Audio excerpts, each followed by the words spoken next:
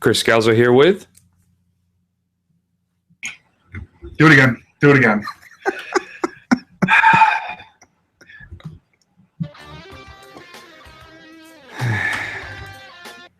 Okay. Seriously.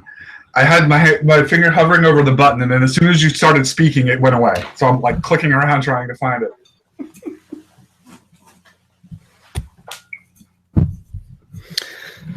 Okay, here we go.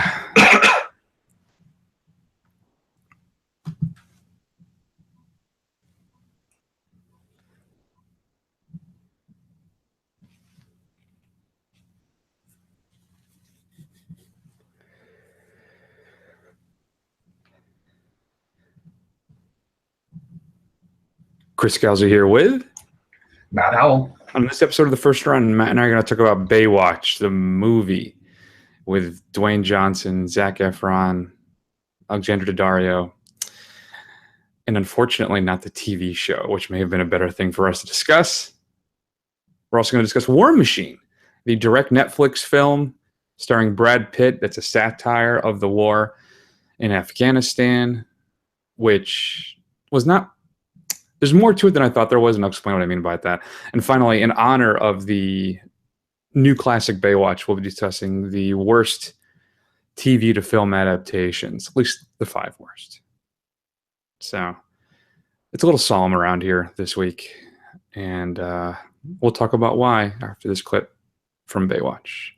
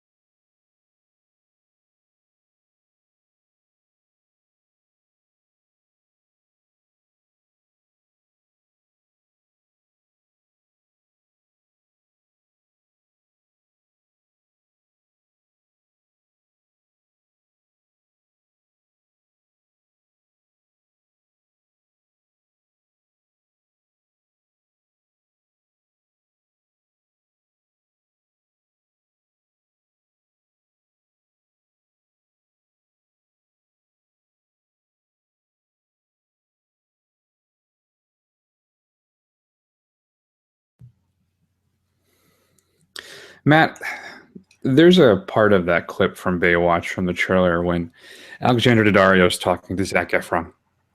And it's the whole kind of their opening meeting when he's staring at her chest. And he makes a joke about how it's close to her face, and that's why he did it, because she brought it up. And then Daddario's reaction is... and that's pretty much my reaction for this entire film.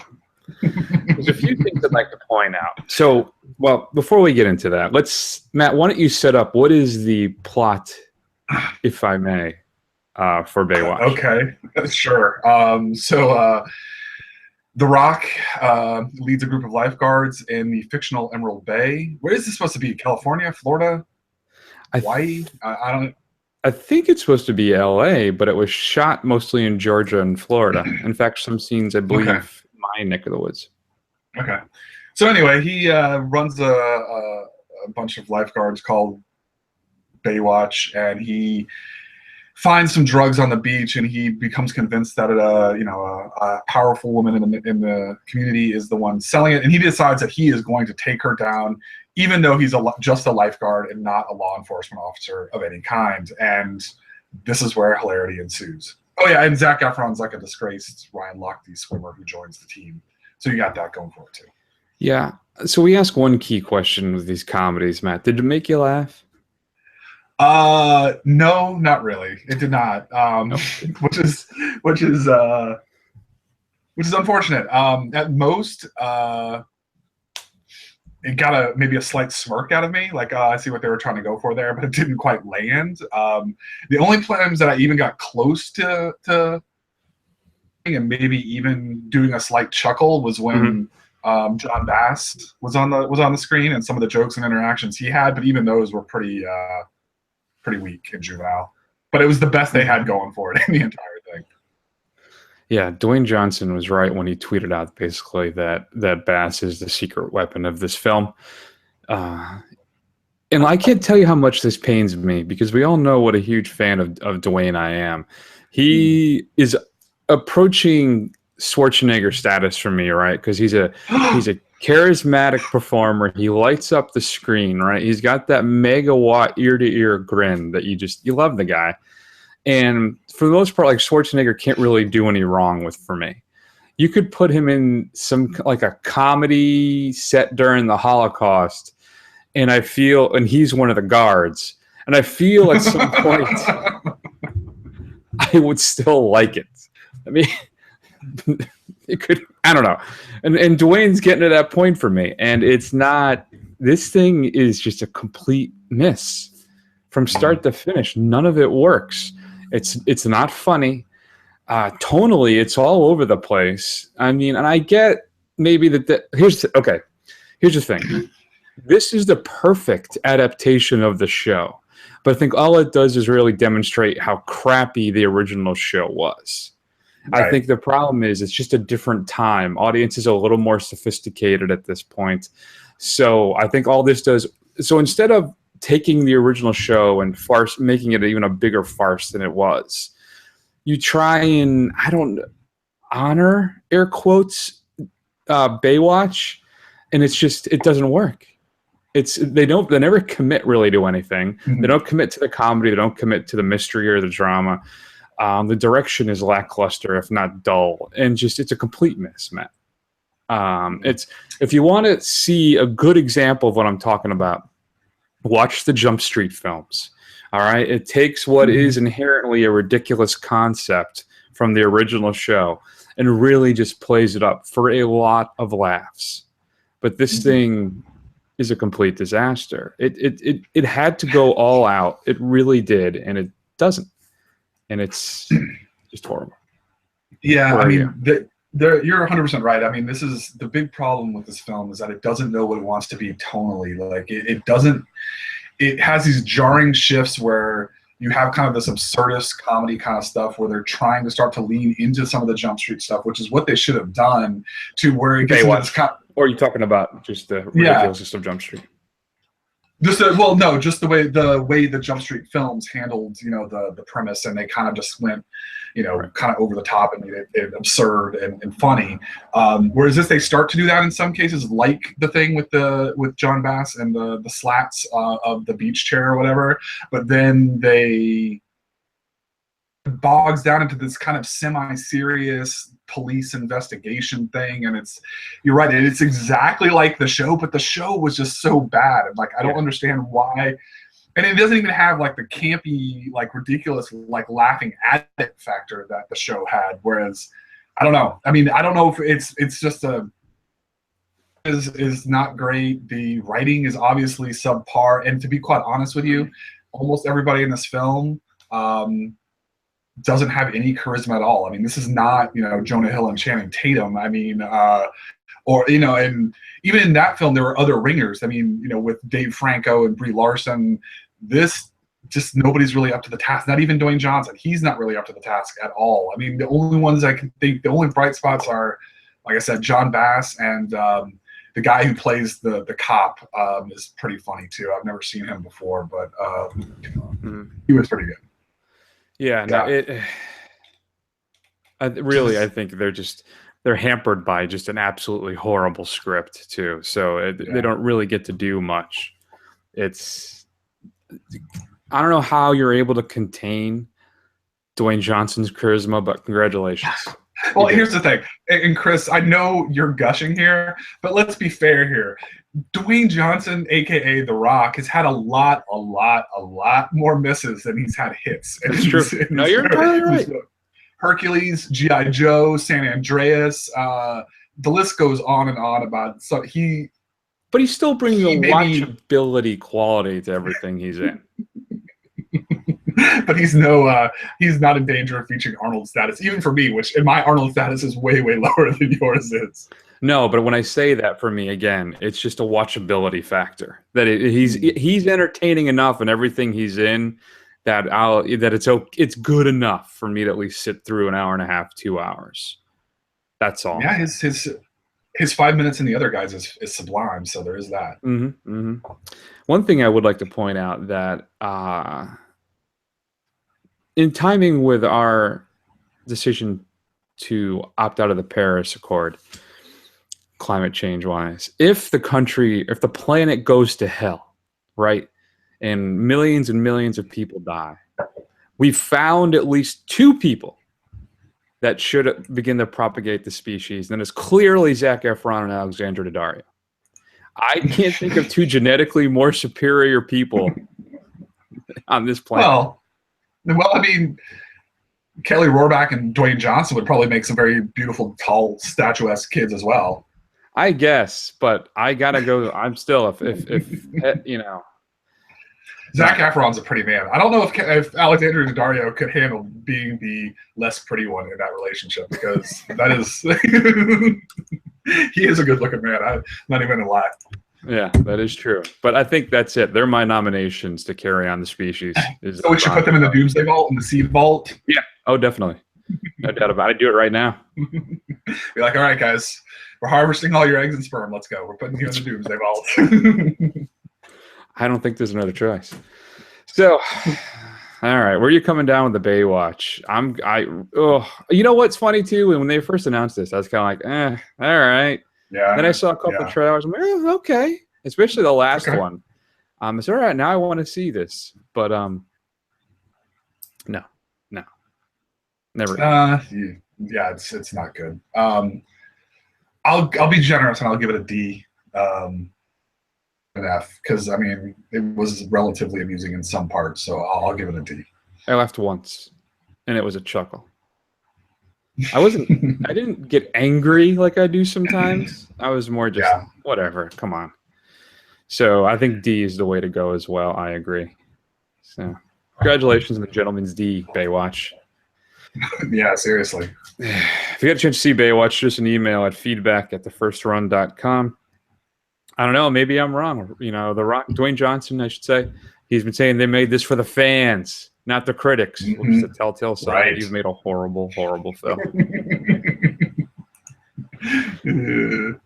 Coming up on Blu-ray and DVD this upcoming Tuesday, June 6th. Speaking of the man, Schwarzenegger returns in Aftermath. He plays a man who loses his wife and daughter in a plane crash, and he goes to hunt down the air traffic controller he feels is responsible for the accident. Starring also Scoot McNairy, who will show up a little bit later in this show. Criterion is giving us Egutsa, which is a Japanese ghost film directed by Kenji Mizoguchi. Includes a new 4K digital restoration, commentary by filmmaker, critic, and festival programmer Tony Raines, and a couple other featurettes as well. I've never seen Agetsu. I've heard it's pretty good, though. It's one of Kurosawa's supposedly his favorite films. So I just have to check that out. A United Kingdom is being released as well. Includes a Blu-ray digital copy. That's the one with the African prince meets the young woman, the English woman, and they fall in love, and he goes back to his country, and they all reject him and stuff. Includes some behind-the-scenes making of featurettes. A Cure for Wellness, Matt, a show we did for the show, a movie we did for the show, includes some deleted scenes and featurettes. Again, underwhelming, right? That's the Gore Verbinski film with the kid from... Yeah. Not impressed. Beauty and the Beast being released by Disney. This is the live-action version, of course, with Emma Watson. Includes a Best Buy Steel book. Target gets you a Digibook. A whole bunch of behind-the-scenes featurettes and deleted scenes, extended songs, and such. And then finally, Matt, I think the big release this week, I'm going with Bambi, the original Disney classic.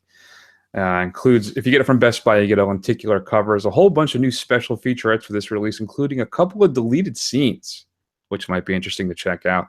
It includes all the classic releases that was previously put out as well. There were some deleted scenes then too as well, but they found some brand new ones. So you can check out Bambi on Blu-ray. Matt, what should we be streaming this week? As I realized I never picked a straight to DVD pick of the week. So go ahead. Okay. All right. So I'm going to go with a movie that we've gushed about many times on this show, but it is available on Netflix, and you should definitely check it out if you haven't seen it. It's Quentin Tarantino's *Inglourious Bastards*. Contains, in my humble, very informed opinion, which is always right, two of the best scenes in cinema history, with the farmhouse opening and the bar scene. They don't get much better than that, and taken as a series of vignettes, they're all pretty good. So if you haven't seen it, definitely check it out. I think that's definitely the way to go. Yeah, that is a classic. I do love me some *Inglourious Bastards*. All right, man. So I want to go for my straight to DVD pick. I'm going to go Lady Blood Fight. It's a young American woman arrives in Asia, begins training for a vicious martial arts tournament, the Kumite, where women must fight to the death in order to win. Because I don't know, is it sexist, Matt, that I struggle with women fighting? I don't like it. Maybe it's because I think men are the more barbaric gender. Is that right? I mean, hey, man, I guess if chick wants to fight, let him fight, so go for it. That's true. I mean, we want feminism, equal rights. I'm all on board with that stuff. So I guess if that's what they want to do, but it does make me uncomfortable in the pit of my stomach. But to watch them fight? Yeah, it doesn't feel right to me. It's supposed to be smarter than that. No. But if you want to do it, you want to do it. I'm not going to tell you no. I mean, there are 4.5 billion women or 3.5 billion women on the planet. So I mean, there's probably got to be a percentage who like to beat each other up. So just by statistics. Fair enough. Well, go to it, ladies, and watch your very own martial arts thriller action film. Then we'll watch it too. All right, Matt, let's move on then to War Machine, a film that is not what I expected it to be. And I think in the end, that's going to be a good thing. Let's take a listen.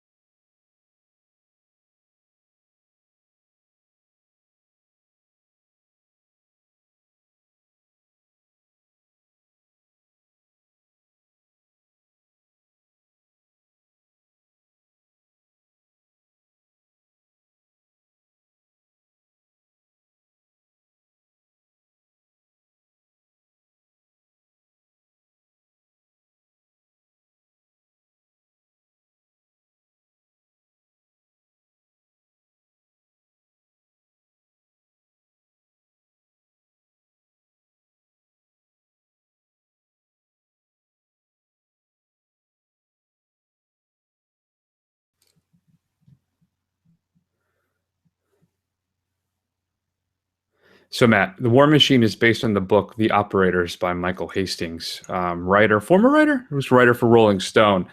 And this is a satirical war film starring Brad Pitt, based on, here's what I didn't know. So he plays General Glenn McMahon, who is brought in to kind of reassess everything that's going on in Afghanistan and really come up with a plan to finally maybe win the war. So I had no idea that this was based on Hastings' article in Rolling Stone on Stanley McChrystal. I remember this all breaking at the time as well when this happened. So I know this was an adaptation kind of all of that stuff that had gone down. I got to tell you, in the beginning, I was not on board with this thing. Again, like Baywatch, I feel tonally it had no idea what it wanted to be. It didn't go, I think, far enough for me with the satire. If anything, it went too far, at least Brad Pitt, for me, his performance in this is too far, where it borders on not character, but caricature.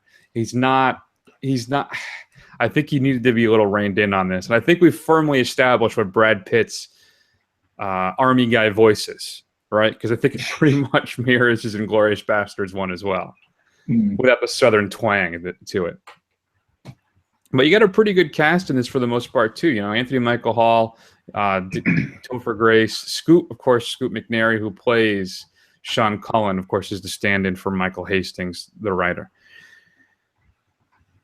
I don't know. So it started off, I was kind of like, then I realized what was happening. And then I enjoyed it as an accounting of generally of those events and how it all went down.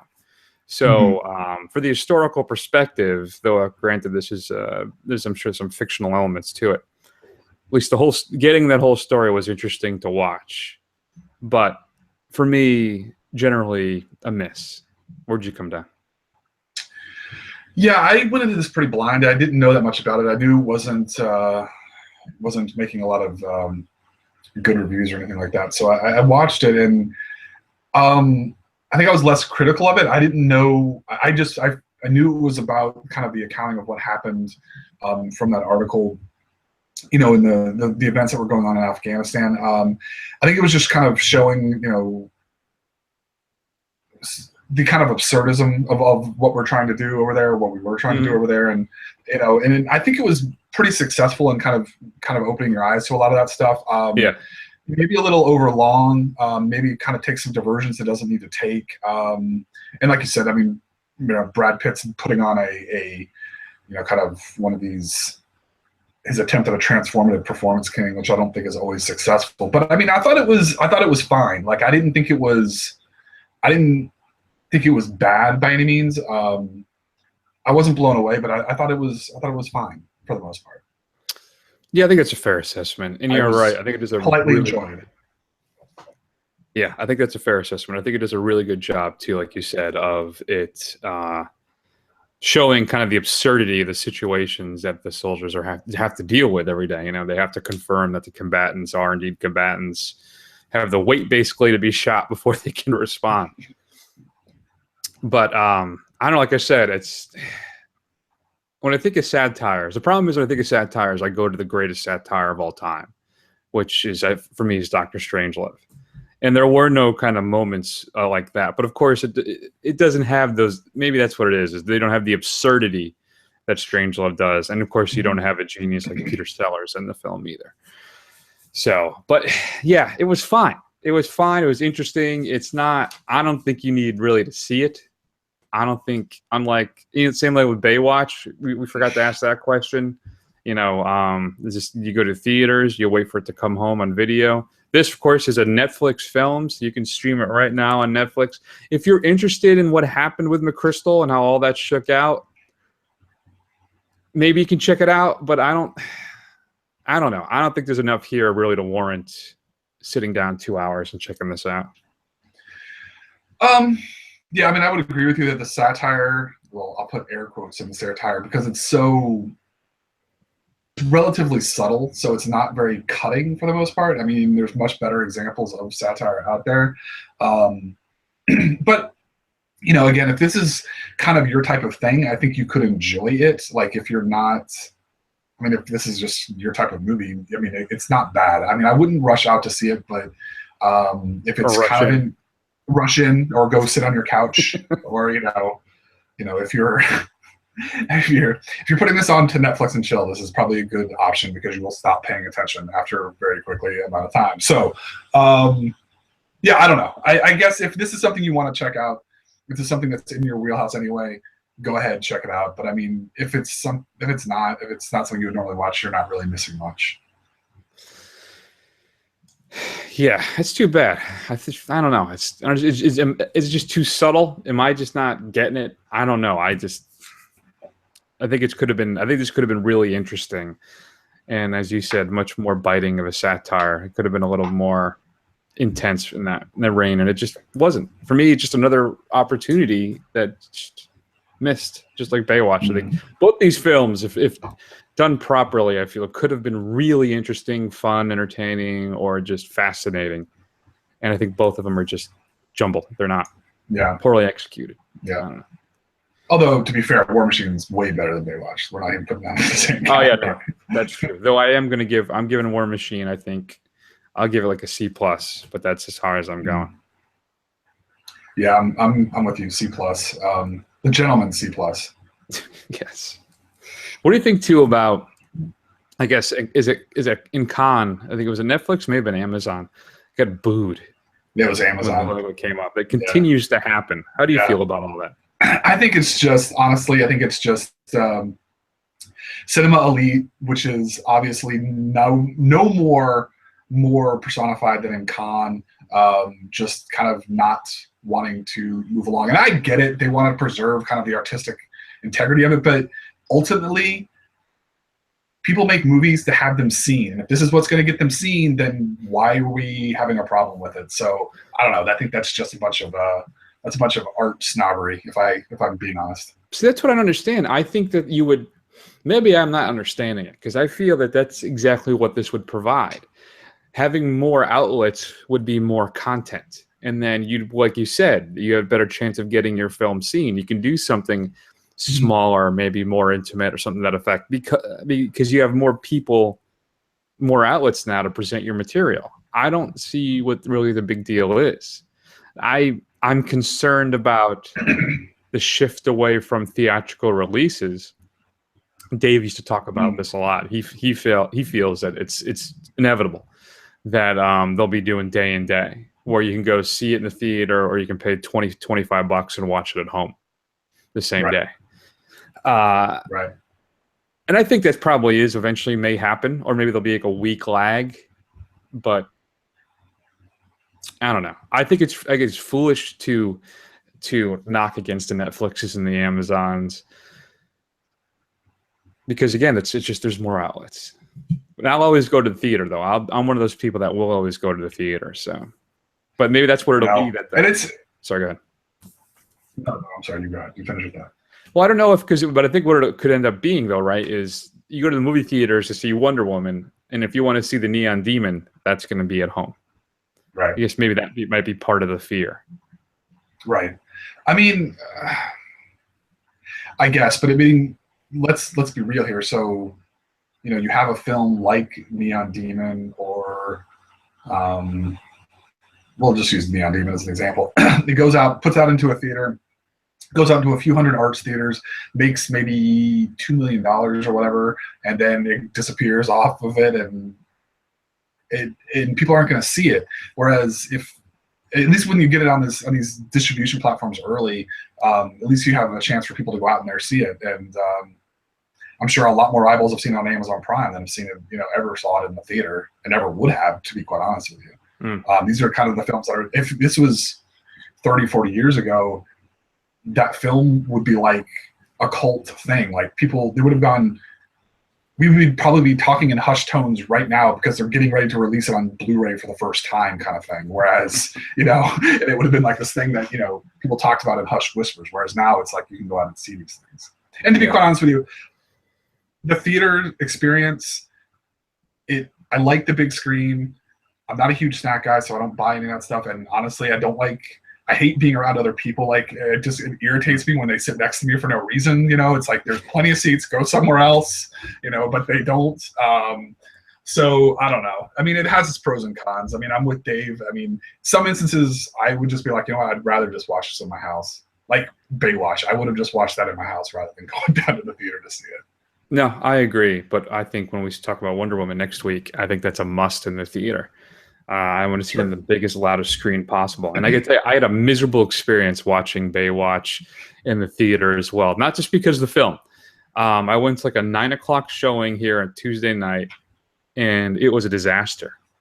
People talking on their phones. There was an infant crying for about 20 minutes during the film. I mean,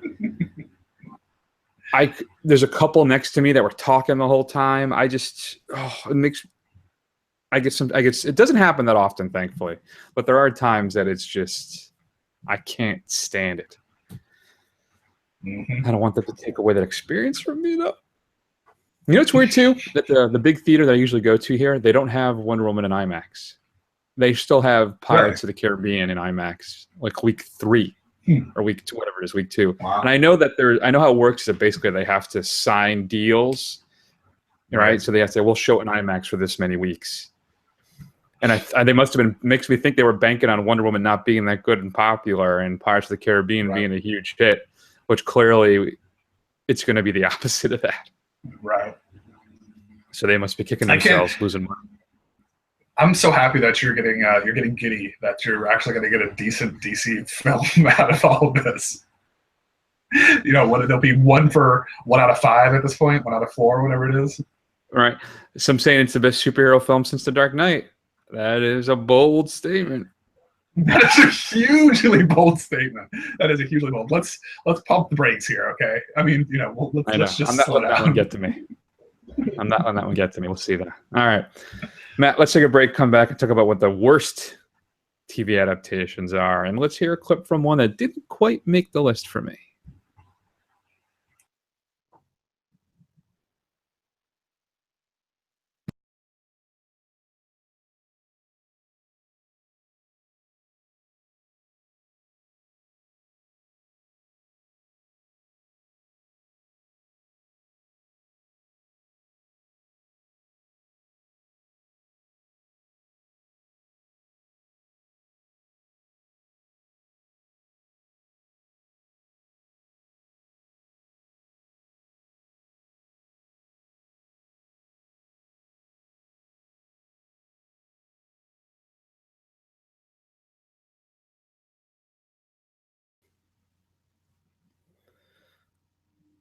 So that was Owen Wilson and Ben Stiller, Matt, from Starsky and Hutch. Possibly one of the few funny moments in that film for me. Do it. Do it. Do it. Do Do it. it. So, but overall, just I think not a terribly successful film, which is too bad. I was really excited about that. I loved that show when I was a kid. So,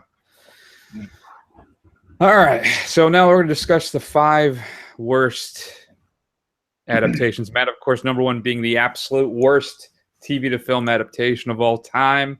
I'll go first. I'll be kind enough to give you the ultimate number 1. Okay. My number 5, I'm just going to do it. We don't normally do this with films we just saw, but it deserves it.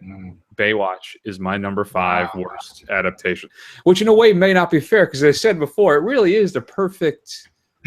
It is. It does encapsulate Baywatch. Yes. If you look at it through that prism, it's actually exactly right, and it is potentially the greatest adaptation of the source material of a show you'll ever see. So I don't know. Oh, you know what we should do next time too? I didn't even think of this. What are the ones that haven't been done yet? Oh, we got to do that next. 5 TV shows that need a big screen adaptation, because my favorite one just popped in my head, but I'm not going to spoil it for you. So anyway, spoiler: it's T.J. Hooker. It is. Sorry, go ahead. It totally is. It is T.J. Hooker. That's hilarious. Oh, sorry, I ruined it for you guys. I'll have to come up with a different one then. I'll make it my honorary TJ Hooker list. But yeah, I would love to, because Shatner's going to be in the he'll be in as what, TJ Hooker's dad or his grandfather or or he'll be the crusty captain or something. I don't know. But oh yeah, I didn't talk about this either too. How bad were the cameos in Baywatch of Hasselhoff and Pamela Anderson? Yeah, and Hoff. Yeah, they were just unnecessary. Just shoehorned in that just made no sense. So bad. Another horrible decision, Baywatch. Anyway, so Baywatch is my number 5. All right, well, my number 5 did make the list. It was when you mentioned this list, this is the movie that popped immediately into my mind, which is Owen Wilson and Ben Stiller and Starsky and Hutch. This is when you said that, I was like, oh man, that movie was just so disappointing, and it's. It was kind of one of these things where Ben Stiller, he was kind of in the middle of his hot streak. He couldn't really do any wrong kind of things. People were just throwing roles at him, and it's a big miss. I mean, it was a good opportunity, but just not that funny, which is really bad for a comedy. Yeah, and they even you think the perfect casting of Snoop Dogg as Huggy Bear too, right. But even then, that didn't really work. All right, number 4 is a series that is still happening. In fact, we're getting another one soon, and that's Transformers. Okay. I can't think of a franchise that has no reason for being more than the Transformers. Oh, of course we know why. It's all money. They make money. But every one of these films have been atrocious and worse than the previous one. I can't get over how bad. You do yourself a favor. If you like it when I go crazy, just do the archive search for the Transformer episodes. They get me so angry. I think we've seen 3 or 4 of them. We're not doing this year. I'm putting my foot down, and I'm not going to see it. But I still, when I think about what's her name now, Matt? Oh, I'm blanking on her name. That's horrible. Megan Fox. Yes, when I think about Megan Fox, splayed over her motorcycle to fix it, because clearly the only angle to get to the piece she needs to get to is to be spread over it like she's doing a centerfold shoot. It gets me so angry. It's just, and then there was the third one that's got the racist robots. Was that the third one or the second one? I don't think I've seen the third one, so I'm pretty sure that was maybe the second one. So, yeah. Oh, God. Anyway, so that's my number 4. I don't even like thinking about it. It gets me so upset. I want to ruin my day, so I'm going to stop talking about it. All right. Very good. All right. So my number 4 and my number 3, really, as well. I'm not the target audience for these, but I do have a small child, and she loves these films, and they are absolutely just unbelievably bad. So my number 4 is the Scooby-Doo series from the early aughts, we'll say. I think it was late 90s, early aughts, starring the Freddie Prinze and Freddie Prinze Jr., Matthew Lillard, and Linda Cardellini, which is a shame because I really like Linda Cardellini, and Michelle Gellar. It's just one of these kind of,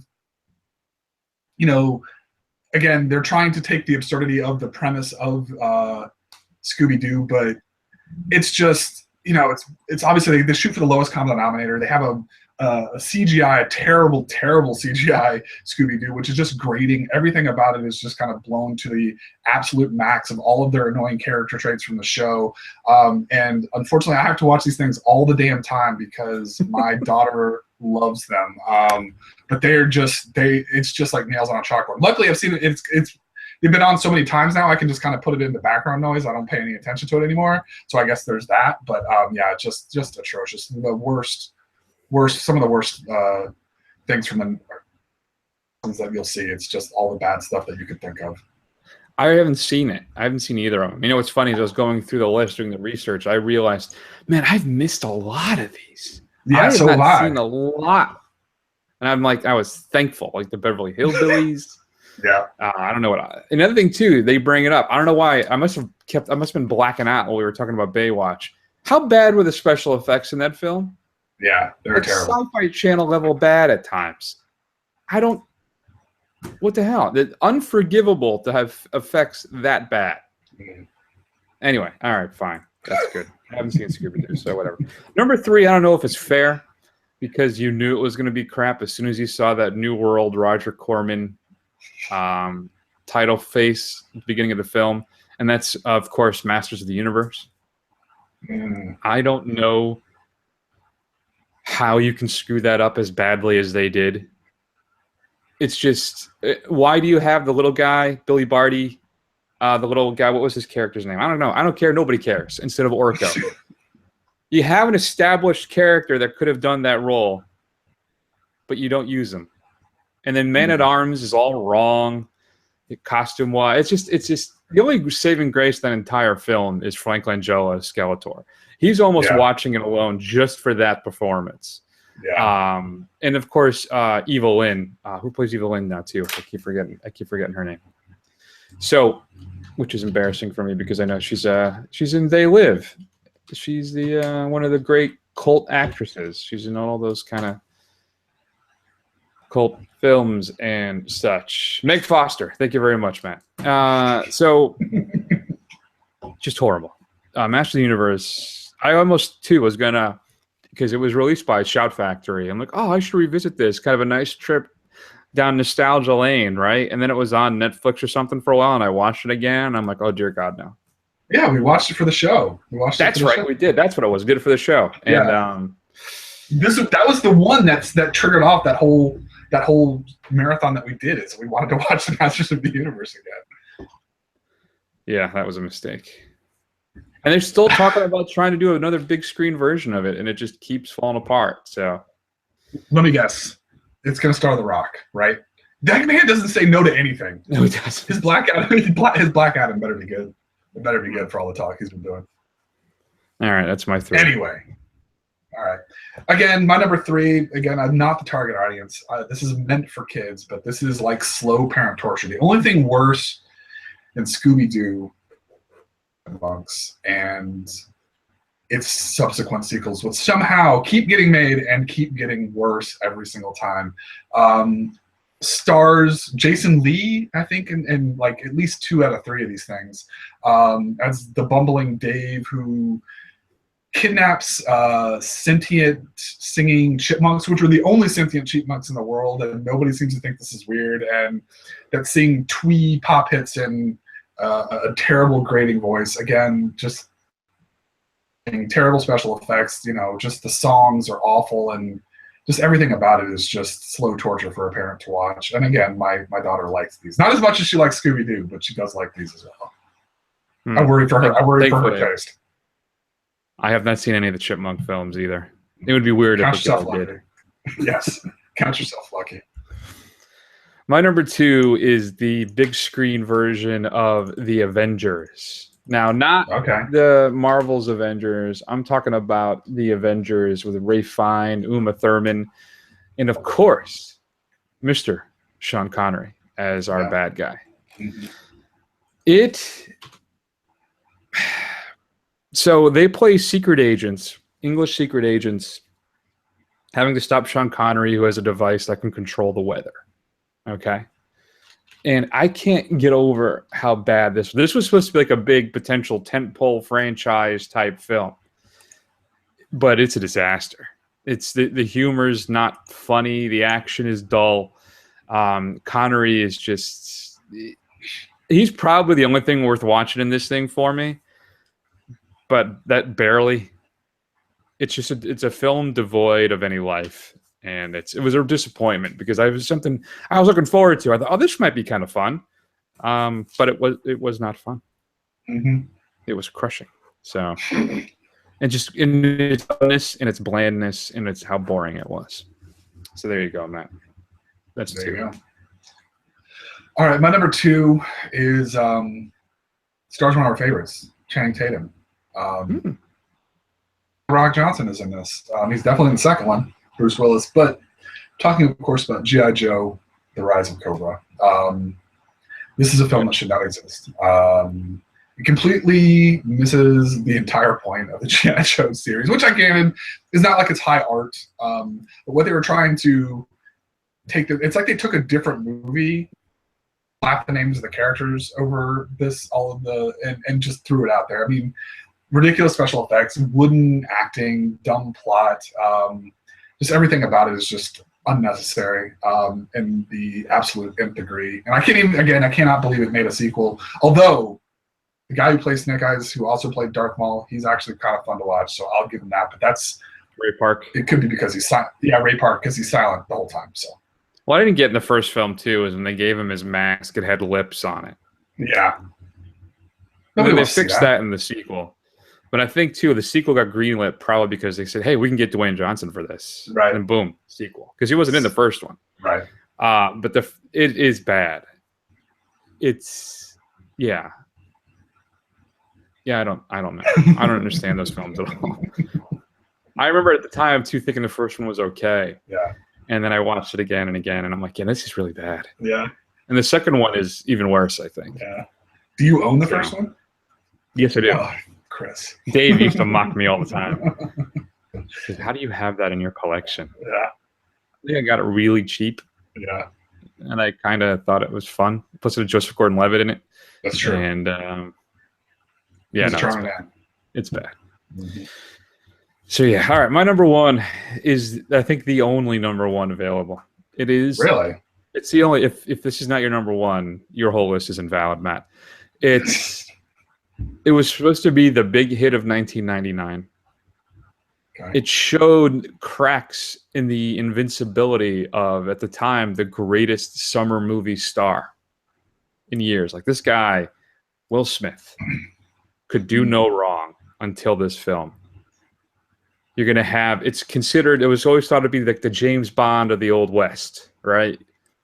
Kevin Kline's in this. Kenneth Branagh is your bad guy, directed by Barry Sonnenfeld. Wild Wild West. If you ever seen a TV show, it's actually pretty fun. It's entertaining. I used to watch it at my grandparents', and I enjoyed the show. So I thought, they're making a movie out of this. It's going to have that whole steampunk aesthetic, right? It's going to be a lot of fun. And this thing is horrible. Horribly bad. A disastrous script. The effects at times are cool, other times not. A ridiculous performance by Kenneth Branagh. Will Smith even can't save this film. It's horrible. It's bad. It is one of the worst films I think ever made, ever. Wow. If you haven't seen Wild Wild West, don't. It is a disaster from start to finish. A total complete misfire. And it's one of those things where I really think they should go in and just destroy all the negatives of it, so it can never be seen by anybody ever again. Just keep one archival copy as a warning in the Library of Congress somewhere. That's right. Exactly. All right, Chris. Well, I guess my list is invalid because I did not pick Wild Wild West, and I have a very good reason for that, though. I've never seen it. I could tell that it was going to be a steaming pile just by watching all of those trailers, and I knew I wasn't believing the hype. Nothing was going to save this, so I've never seen it, and I'm glad with that decision. Now, here's a bad decision that I made. Now, this film, in series of films, I was pretty hyped for when the first one was out. So I'm like, man, I'm going to like this. And I never caught it in the theater. My daughter had just been born. I wasn't doing the show anymore. So I decided, I think I even maybe sat in on it, but I bought the thing. I bought it blind, which I never do. And I'm like, how can I not like this film? Right. It's going to be great. And it taught me a lesson that I needed to relearn. Never blind buy a film. And that is Michael Bay's Transformers. I cannot tell you how much I hate these films. I saw the second one because Chris made me, because we were doing the show and he made me go watch it with the racist robots, with the Constructicon, with the wrecking ball testicles. Everything about it is just so bad. And I used to love Transformers so much when I was a kid. Yeah. I loved big robots when I was a child, cartoons. And it just crapped all over it. You can't even make heads or tails of what the hell's going on half the time in this film. I don't know if that means that I'm just getting old, or I choose to believe it's just because Michael Bay doesn't know what he's doing with a robot action scene and very bad silhouettes and lines. But everything about it is just atrocious, and I can't believe these things are still getting made. And I'm getting angry at the public for encouraging this crap. Mm-hmm. Stop seeing the films, people. Stop seeing the films. Do your part. Save this country. That's right. We're already out of the Paris Climate Accords. This is the least you can do for the rest of us. You hear us, Dario and Efron? We need you now more than ever. Yeah. Do you have any honorable mentions? Baywatch, Masters of the Universe, Lost in Space, which I think we did for the show, which is just boring. It's just atrociously boring. On my list. And The X-Files, which I really enjoyed the show, or at least the first 5 seasons of the show. And when this came out, between that, it made absolutely no sense, and it literally made me stop watching the show. I never watched the last 4 seasons of that show. I had Lost in Space, I had G.I. Joe, I had Equalizer, Fuqua and Denzel's Equalizer. Yeah. Dark Shadows. Yep. The Johnny Depp. Tim Burton. Yeah, that's just horrible. Charlie's Angels, Full Throttle, probably the first one too. And I vacillate on A-Team. I keep going back and forth on that one. Yeah, we kind of liked the A-Team when we watched it. I don't know what we were smoking. That's right, we did. So that's why I'm like, yeah. We want to invalidate our opinions from like 4 or 5 years ago. So if we're curious, what are your favorite, or what do you think are the worst TV adaptations to film? Shoot us an email at feedback@thefirstrun.com. Matt, next week, I am moving in a week, so we're going to be doing just the one film. I just can't commit to anything else. And, of course, that film is going to be Wonder Woman. 94% on Rotten Tomatoes, Matt. What did we say, like 60s? Yeah, we said, no, it's 70s. I think we were pretty optimistic, 70s. Well, a little higher than that. So we'll have to see if it holds up. Will this finally be the saving grace of the cinematic DC Comics universe? Is it all uphill from here, Matt? I don't think so. But at least we'll have a nice little 2 hour and 20-minute respite, maybe. Yeah, we'll see. I like how you're beaming over this thing like you produced it out of the world, like you willed this thing into existence. This is all mine. You're welcome, America. Yeah, there you go. So, yeah, that'll be next week. Shoot us an email, feedback@thefirstrun.com. We're on YouTube, Instagram, Twitter, Facebook. Just do a search. You'll find us. That's going to be the big show for this week, Matt. Let's take an extended break, and we'll see you all soon. Bye. Deuces.